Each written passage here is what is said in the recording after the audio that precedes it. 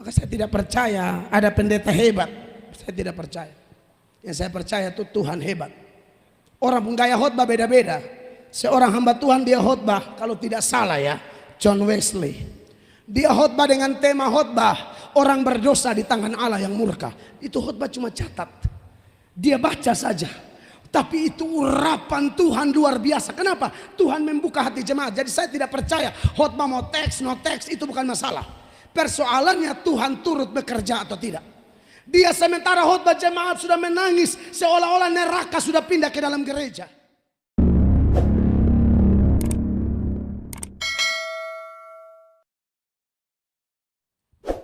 Kalau ada pendeta khotbah, hamba Tuhan khotbah dan Bapak Ibu memberi perhatian, saya mau kasih tahu rahasia ini. Bukan pendetanya hebat, Tuhan sedang bekerja dalam diri Bapak Ibu. Apa buktinya? Tolong tunjukkan Kisah 16 ayat 14.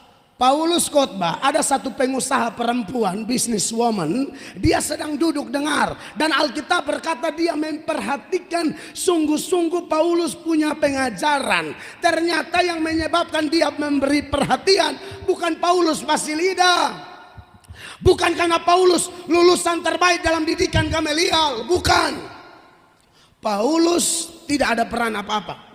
Maksudnya dia hanya alat hina dalam tangan Allah yang mulia. Tapi yang membuat businesswoman itu yang bernama Lydia membuka hati, ternyata Tuhan bekerja. Bapak Ibu perhatikan Kisah 16 ayat 14. Seorang dari perempuan-perempuan itu yang bernama Lydia turut mendengarkan. Ia seorang penjual kain ungu dari kota Tiatira. Makanya beta bilang businesswoman. Karena dulu kalau orang jual kain ungu, itu orang dulu. Kain ungu dipakai cuma oleh dua golongan, bangsawan, rohaniawan. Jadi kalau orang bisnis kain ungu, pasti itu pebisnis berat. Kalau sekarang ungu nih, nonton Facebook, fix, ungu semua. 310.000, 325.000. Tinggal laki bilang lu fix terus, lu fix. Bini kalau duduk di muka Facebook sekarang yang fix. RB di live tuh, oke, fix. Jadi ya tante, ini baju tidak ada noda dan dosa. Haleluya. Ada yang jual omong begitu. Baju bisa soalnya ada noda dan dosa.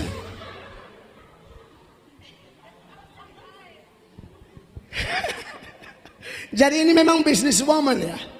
Ia seorang penjual kain ungu dari kota Tiatira yang beribadah kepada Allah. Ini yang saya persoalkan Bapak Ibu. Tuhan membuka hatinya sehingga ia memperhatikan apa yang dikatakan oleh Paulus. Maka saya tidak percaya ada pendeta hebat. Saya tidak percaya. Yang saya percaya itu Tuhan hebat. Orang pun gaya khotbah beda-beda. Seorang hamba Tuhan dia khotbah, kalau tidak salah ya, John Wesley. Dia khotbah dengan tema khotbah orang berdosa di tangan Allah yang murka. Itu khotbah cuma catat. Dia baca saja. Tapi itu urapan Tuhan luar biasa. Kenapa? Tuhan membuka hati jemaat. Jadi saya tidak percaya khotbah mau teks, no teks itu bukan masalah. Persoalannya Tuhan turut bekerja atau tidak. Dia sementara khotbah jemaat sudah menangis seolah-olah neraka sudah pindah ke dalam gereja. Dia punya khotbah orang berdosa di tangan Allah yang murka. Dia baca di angka kepala jemaat sudah meraung di kursi-kursi gereja. Kenapa? Bukan pendeta hebat. Saya lihat beberapa orang terlalu agung-agungkan di pendeta. Bagian pendeta jatuh loyo. Kok pendeta juga bukan Superman rohani ya? Makanya beta omong di jemaat Tuhan di mana-mana, apalagi di gereja Tuhan yang saya pimpin. Saya bilang doakan pendetamu supaya jangan sombong, jangan makan puji, tapi juga jangan kompromi. Khotbah betul. Mau ke singa di mimbar, setelah di luar mimbar jangan bikin diri ke hebat-hebat. Karena ada orang begitu, di mimbar ke singa, turun dari mimbar di sana batagor orang. Nah, ini salah sasaran, tidak pada tempatnya.